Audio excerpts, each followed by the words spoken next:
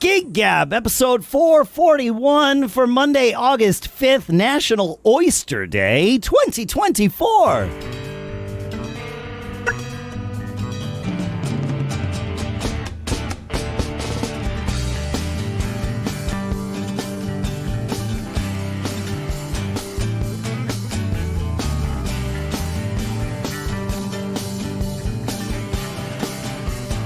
Greetings, folks, and welcome to Gig Gab, the show by, for, and about working musicians. As usual, here in Durham, New Hampshire, I'm Dave Hamilton.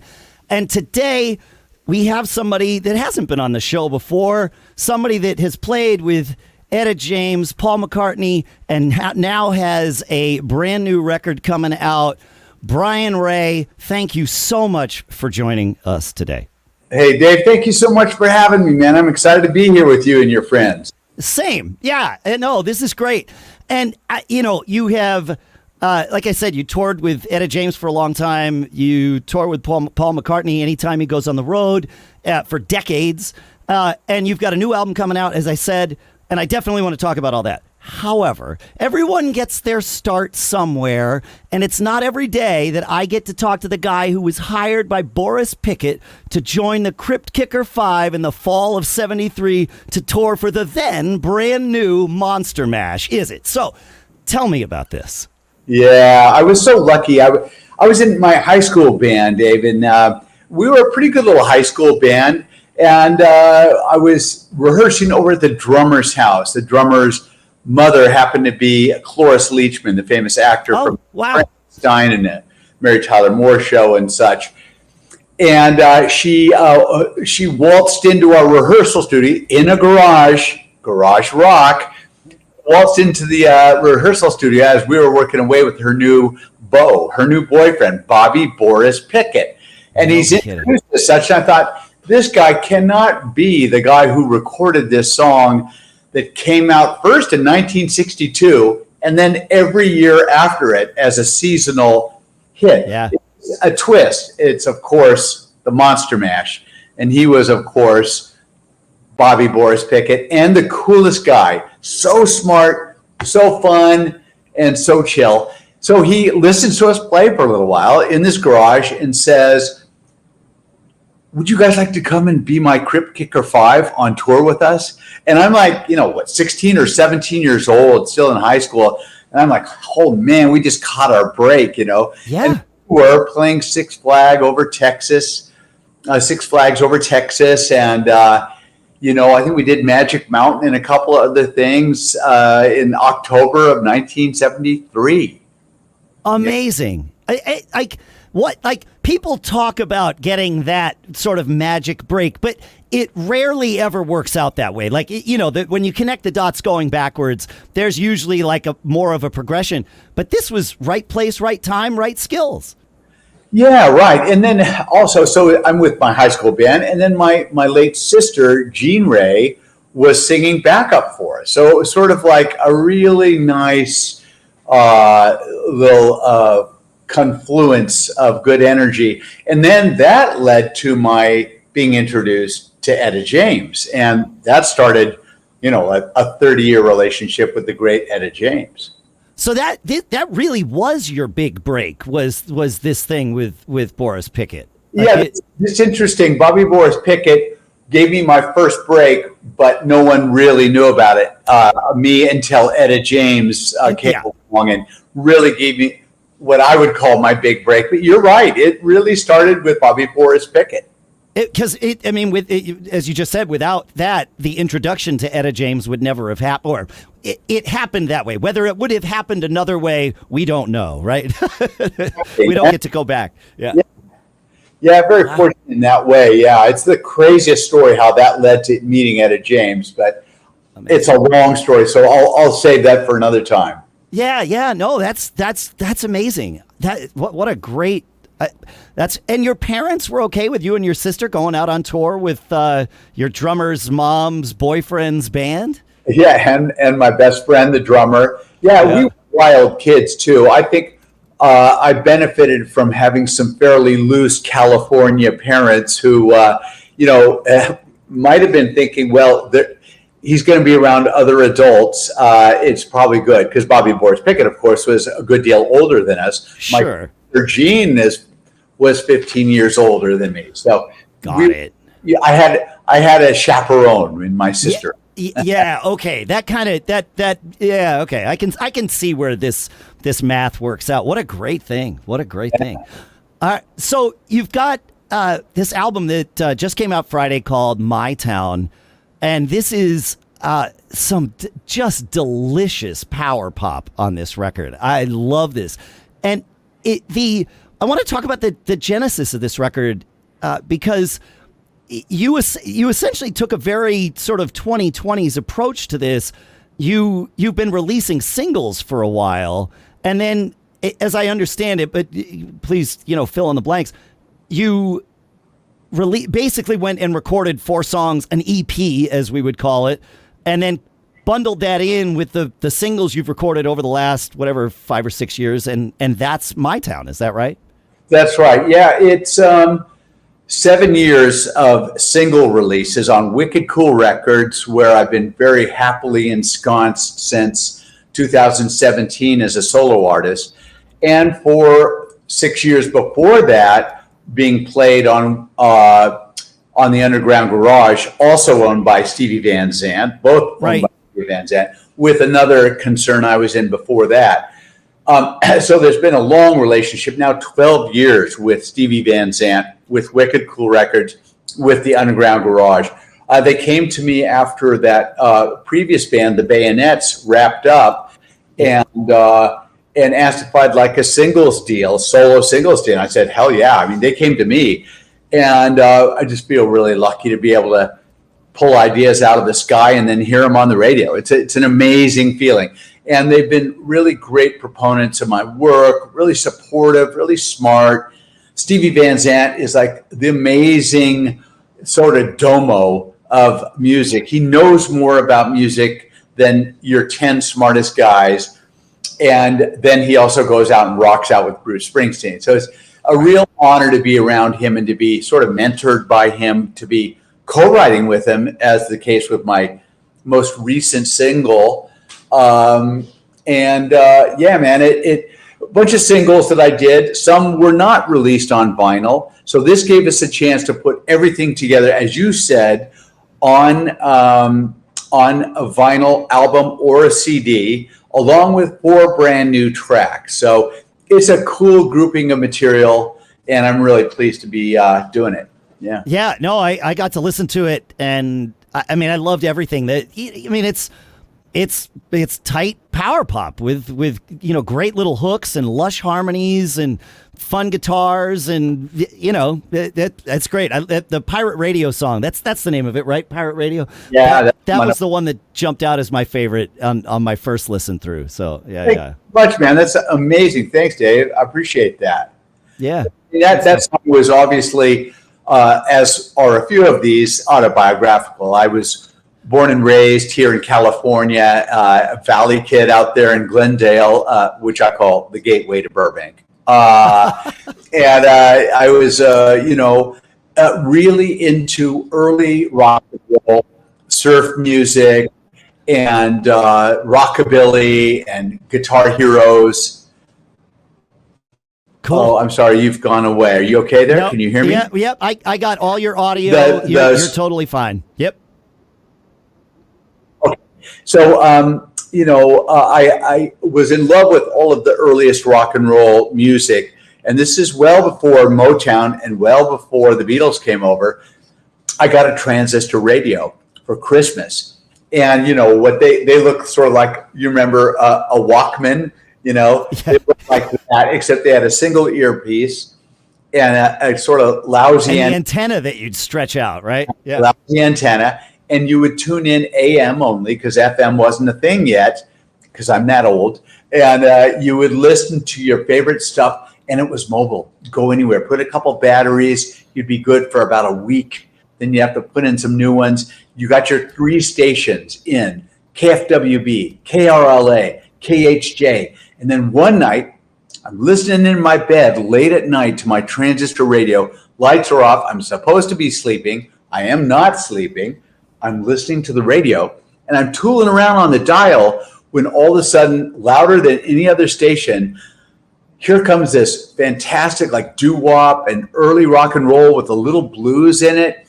And this wild DJ comes on the air, and he has this call sign, and it's like, oh yeah. Woo! And he comes on the radio like this. Hey, everybody, and that's a good impression. That was great. it happened to be, it's a pirate radio station blasting out of Tijuana, Mexico, 1962, by none other than Wolfman Jack, who became very famous. And it lit my imagination. It was my new favorite thing. It was like, God, it was like a drug, and it was only at night. In the daytime, that station was a Mexican evangelist station, like this crazy, distorted, Spanish-speaking evangelist. And then at night, would turn into XERB. And man, I loved it. So that's what the song is about, That's great. Finding this new drug, this new outlet, pirate radio. Well, you said something interesting there, that the transistor, and I'm paraphrasing, but the transistor radio made music mobile. And I'm probably about 10 years younger than you. For me, music was always able to be mobile. Obviously, it went from radio to the actual Walkman and now, beyond and beyond. But that's really interesting. Prior to that, of course, you had to be at home or driving in a car, but you as a kid, you didn't have a car, right?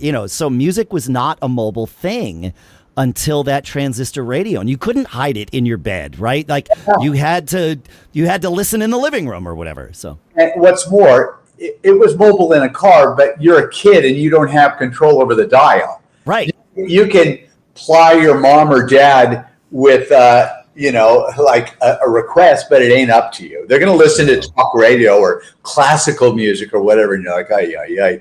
And then you want to rock because now we're rocking, But anyway, story of that song. That's really interesting. I hadn't thought about how the transistor radio really was that the battery powered transistor radio was really the gateway to that. That's interesting. That's really interesting. It was. Are you playing any shows to support the new record? Actually, no, not really. I'm doing a lot of this, talking to guys like you, and women like you all over the world, actually, because it's a global release. I have some people in the UK helping me to promote, and because Little Steven's Underground Garage, the radio station on Sirius XM, is global. It's in 180 countries, in 170 markets in the US alone. That's awesome. Because it's everywhere, I get to promote it everywhere. So I'm busy doing this, and then I'm going to get busy working with Paul McCartney on tour starting in September. Nice. We have a lot of time for things other than enjoying the last month of summer with my family and my girlfriend, and trying to relax before the storm comes again. We're out there working. You're out there working. All right. Well, let's talk about that. It sure seems, I've seen you a few times on stage with Paul McCartney, and I know our listeners have if they haven't seen you live, I'm sure they've seen a video or three of you out there rocking. And it looks like not only are you having a blast, but it looks like the entire band plays as a band. It really feels like a band is out there playing a show. What's that gig like for you? It's an important distinction, because we are live, and there are fewer and fewer bands playing all live, and we're all live. We're not starting a track and playing to it. We don't have background vocals on a computer. Yeah. None of that stuff is going on. What you hear on stage is being amplified by the board over giant speakers, and that is that. We all sing, we all play, we all screw up, we all have fun, we all do the things you do, and it's very human. Yeah, it seems like it. Clearly people are there to see Paul McCartney. Obviously his is the name on the bill without question. However, it looks like once you guys take the stage, you play like a band. I mean, Paul doesn't ignore you guys. It's not one of those gigs like there's a band and they're way over there and here's the star. I mean, everybody knows who the star is. It's fine. And you guys play like a band. It's great. Yeah. Well, there's no question of who they're there to see. No one's confused about that. And also, if that's true, what you say, it's all because Paul's generous, It's all because he trusts us. He wants to be in a band. I mean, after the Beatles broke up, he wanted to just be in a band. He traveled around in a van with this new thing called Wings. He would roll up to a high school or a college and just have someone go into the counselor's office and say, hey, it's 11 a.m. Could we set up and play for your lunch hour? I mean, he literally did that. So here's a guy who just wants to play, Yep. Yeah. No, it shows. Yeah. Yeah, it shows. It's great, and it's wonderful that he gets to do it still, and it's wonderful that you and the rest of the band get to do it with him. I think that's great. Yeah.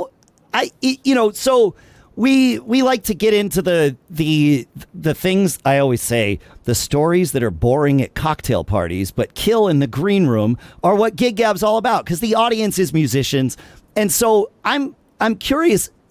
How much rehearsal goes, the boring part, right? How much rehearsal will you guys do before a tour like this, and how does that work? I know it sounds boring to ask, but these are the things that we musicians like to know about. Yeah, sure. I mean, this is a band that kind of knows about 160 songs, and we have to brush up on the ones he feels like playing. So we all come together after, say, being away for a year or 6 months or whatever it's been, and brush up on all of the songs. And we all laugh because some of us, it takes a minute for muscle memory to click in. And it's always different depending on how ambitious the change of set list is, how long we rehearse. And I think on this next tour, we're slated for something around 3 weeks. And then there'll be another opening night, pre-opening night rehearsal at whatever the first venue is, that kind of thing. Sure. Yeah. Is 3 weeks a normal stretch? Is that a longer than normal stretch for you? That's a little less than our usual lately. Got it. We have gone in for a month or two, 6 weeks, 8 weeks. We've done a lot of different ways of doing it. And it's kind of cool. We're going to go in rough and ready.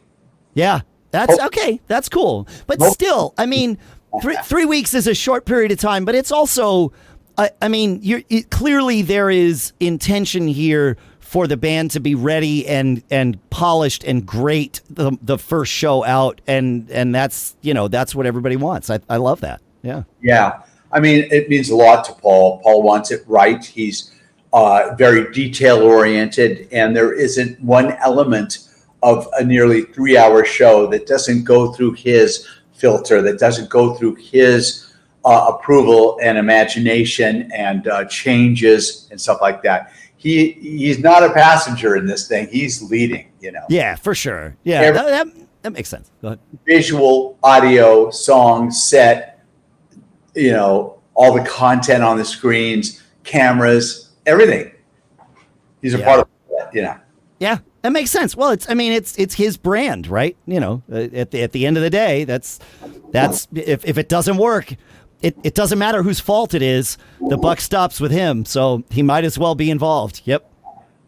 Yeah, makes sense. Are you one of our favorite topics on this show is in-ear monitors? So I'm going to ask you. If memory serves, I think you wear in-ears when you play. Is that right? I have gone in and out of wearing in-ears. I'm more of a guy who wears custom filters now and not in-ear. Oh, okay. And I'll tell you why. Paul talks to us between songs, and he doesn't yell, and you want to be there for it. And some in-ears are so efficient that you can't hear anything that isn't amplified.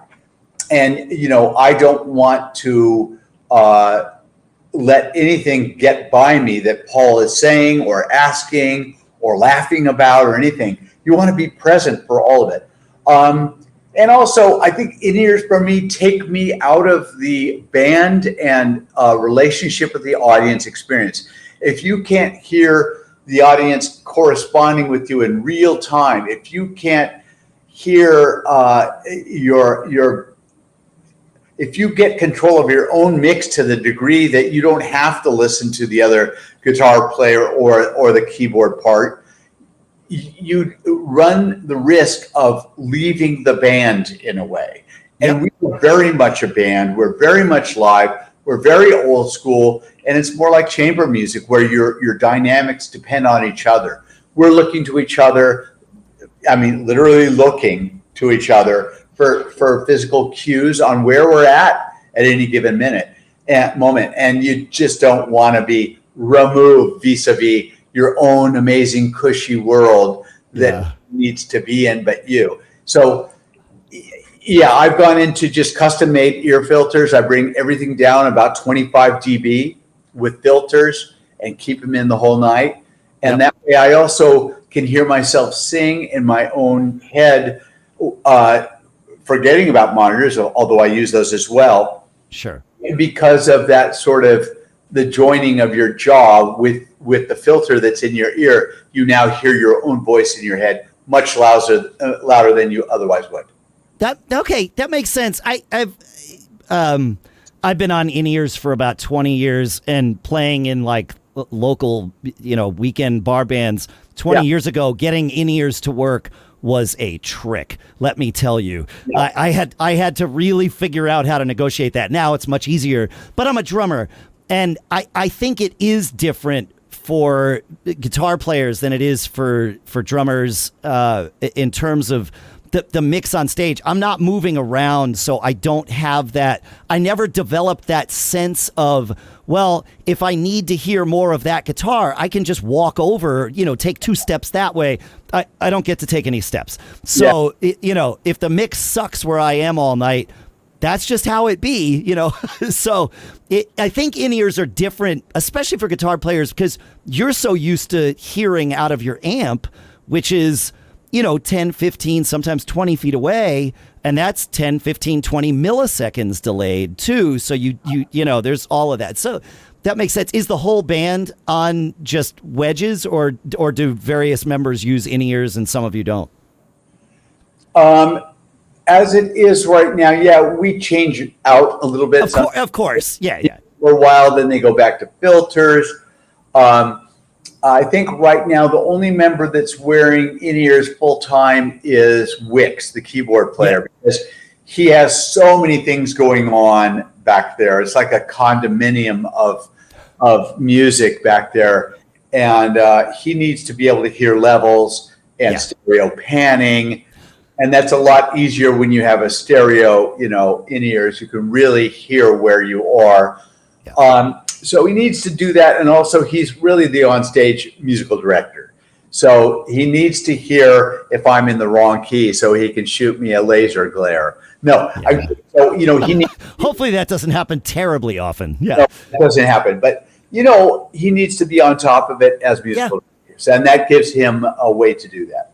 That makes perfect sense. I can see that. And yes, the difference between a mono ears mix and a stereo ears mix is night and day in terms of that, like you said, that feeling detached. The mono mix gets very detached. You kind of, start to feel like you're inside your head. Whereas with stereo, you can create a world where you feel like you're in a room with other people and the audience and all of that. So, yeah, makes sense. Yeah, very cool. Very cool. As far as life on the road, I've learned to ask this question of folks who spend a lot of time on the road. Obviously, packing light is essential. Do you have any one thing that you must bring with you to make everywhere else feel like home for a day? Oh, that's a good question. The one thing I think I bring a lot is like sort of scarves and stuff like that from India, in sort of reds and oranges to put over bright lamp shades in hotel rooms when they don't have dimmers, to chill it all down a little bit. Because I'm more like a nocturnal being. I want it low. That's a really smart idea because those pack down to nothing. Yeah, they pack down to nothing. They're thin, and you can get your room vibey in 2 minutes. Yeah. Wow. I've heard a lot of answers to that question. That's my favorite one so far. I'm going to start doing that when I travel. What a great idea. Yeah, because hotels are so sterile. Yeah. Yeah, not expensive and really cool, and you can always switch them out.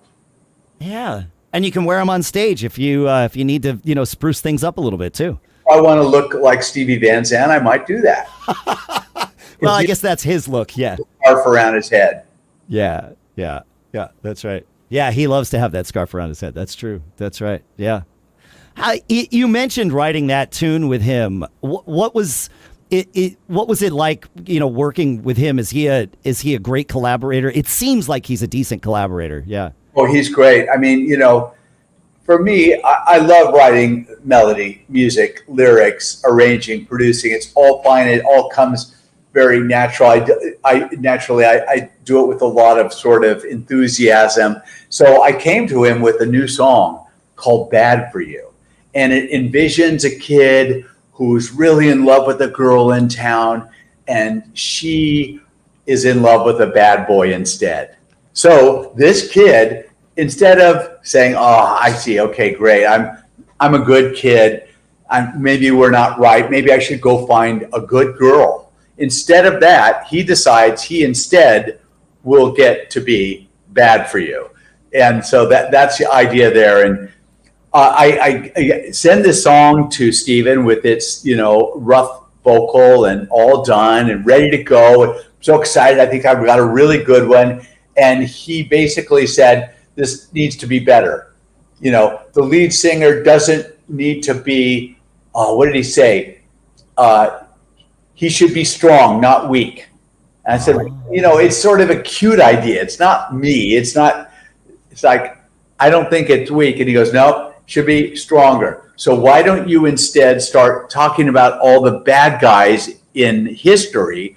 It could be fun, like all the movie stars, like Bob De Niro or Leatherface or, Clockwork Orange or, zombies, stuff like that. Start going through a litany of things she likes. And I'm going to be bad for you.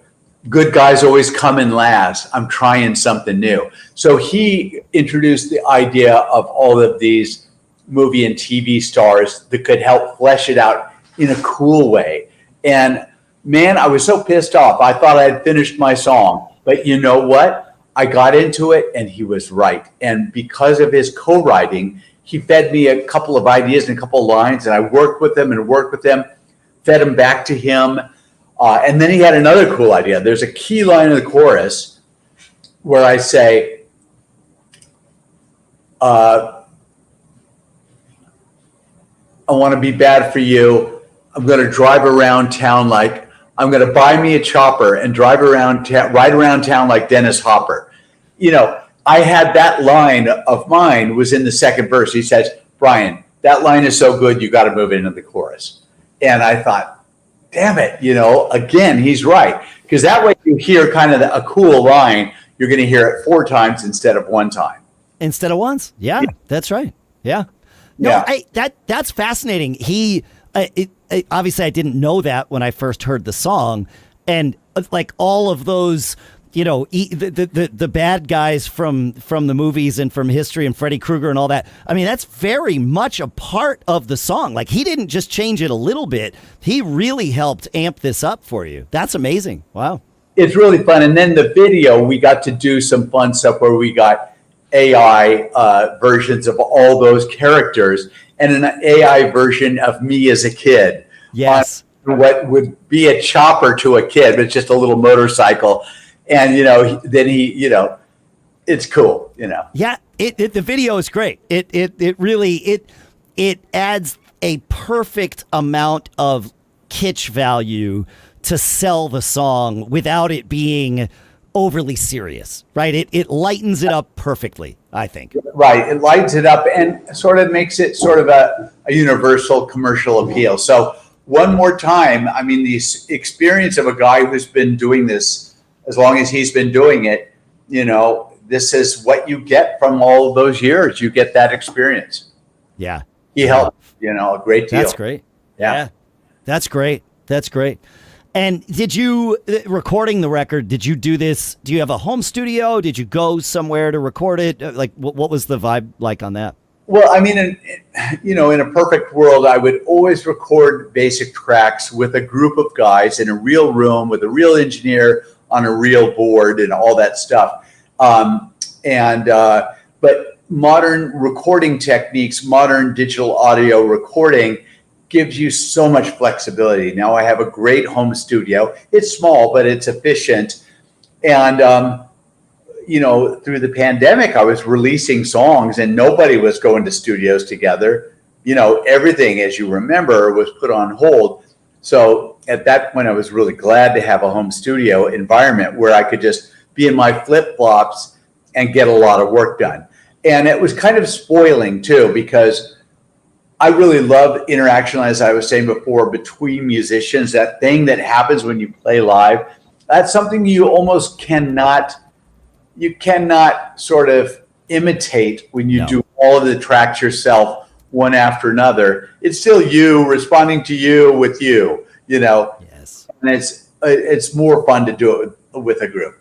But, I can kind of have a sense of fun playing bass after playing the guitar, then programming the drums and adding another guitar, doing a lead vocal. It does become a bit of fun. I've done that kind of recording since I was very young, so I love doing it.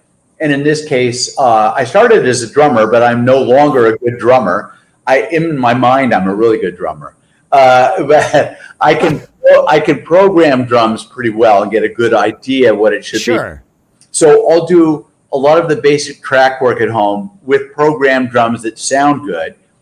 And then I'll send that session to one of my great drummer friends, Abe Laboriel Jr. or Erik Eldenius or Pete Thomas from Elvis Costello's band, and they'll. It's good to have friends like that.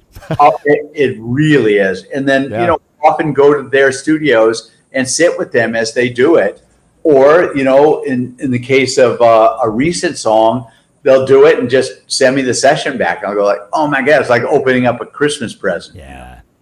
Yeah, that can be fun. I mean, I think we all did some of that, not in the same room with people during the pandemic, trying to find the replacement for that interaction.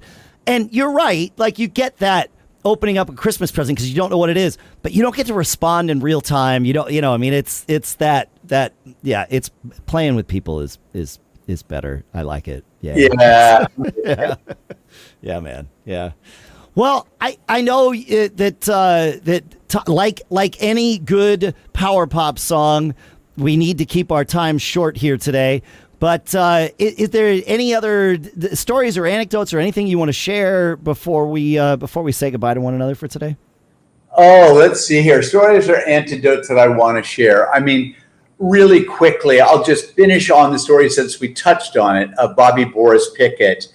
And then that somehow leading to Etta James. It'll take a few minutes. I'll try to condense it, but it's such a great story. Okay, so there I am, 17 or so, playing with Bobby Boris Pickett, and we are all doing our own sort of crypt kicker zombie makeup because he wants the band to look sort of undead. And there we are in our sort of white ghouly makeup with blacked out eyes and a little drip of blood and our hair like looking crazy. And we get a call from him. He wants to play a fundraiser out in the valley for a friend of his who had to pay a big fine for grand theft. Oh. And, so we come out to this party and we set up in this big sort of backyard. And there's the Modern Lovers are there. There's Dr. Demento. And there's some other well-known Oingo Boingo. There was some big names there. And we take the stage and play our set of, Halloween-oriented monster and ghoul rock. And then I'm introduced to the guy whose party we are playing, whose fine we are helping to pay, and it's a guy named Phil Kaufman. Phil Kaufman is now having to pay a fine for grand theft because he lost his best friend, Graham Parsons, from the Flying Burrito Brothers as his best friend and road manager. And you can look that up on your own sometime. I won't fill in the blanks. Okay. But it's the wildest story in rock and roll. And it also led to a film starring Johnny Knoxville. And so this guy, Phil Kaufman, takes me in and kind of like befriends me. He just lost his best friend, Graham Parsons.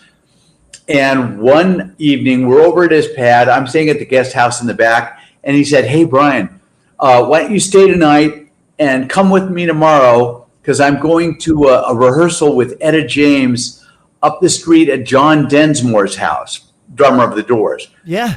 And there's I had just seen her play. Phil took me to see her play at the Troubadour.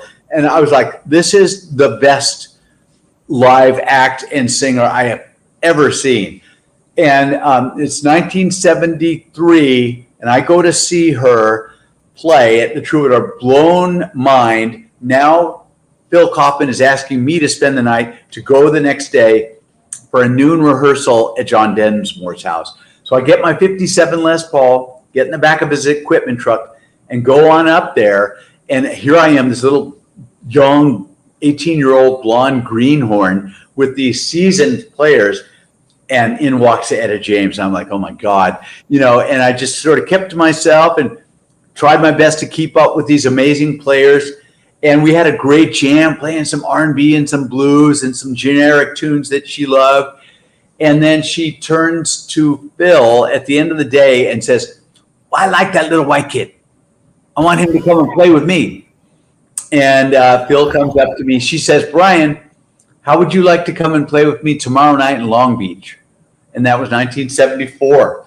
And, that led to 15 years as her guitarist and musical director, and recording on several albums with her, and eventually writing together, and, led to a 30-year close friendship. And I'm the godfather of her youngest son. Yeah. That's amazing. Yeah. Gosh, it just goes to show you, man, you just keep playing, right? And things happen. Like if even if you don't think things are going to happen, just go play. And when somebody says, "Come to a rehearsal," go to the rehearsal. That's right. You never know. Even if you think that the gig ain't quite right for you, or maybe it's above you in terms of your ability, or maybe you look down on it, or whatever the deal is, you show up anyway, because you never know who you're going to meet at that rehearsal. Maybe it's the right gig for you, but maybe the drummer plays with Etta James. You say yes to Bobby Boris Pickett, who's going to later introduce you to her road manager. Yep. No, that's. I mean, and it is a relationship business. I think every business is a relationship business, but this one especially, because you're hanging out with people for long stretches of time, and so it's really that trust of the relationship. I love it. Of course, you got to be able to play, but that's table stakes. So, thank you so much for spending your time with us here today. I really appreciate it. We have 3 words that we like to say at the end of every episode, and I think your story really just kind of epitomized those. You want to say those 3 words for me, Brian? Always be performing. That's it, man. Where can people find you? You can find me at my website, just myname.com, brianray.com. You can find me on the socials as Brian Ray Guitar, and on Facebook the same, and at an arena or stadium nearby with the great Paul McCartney. Well, awesome. I look forward to seeing you in all of those places. Thanks so much for hanging out with us, and keep in touch. I look forward to seeing how the record does. Thanks so much. It's been my pleasure. And that's it, man.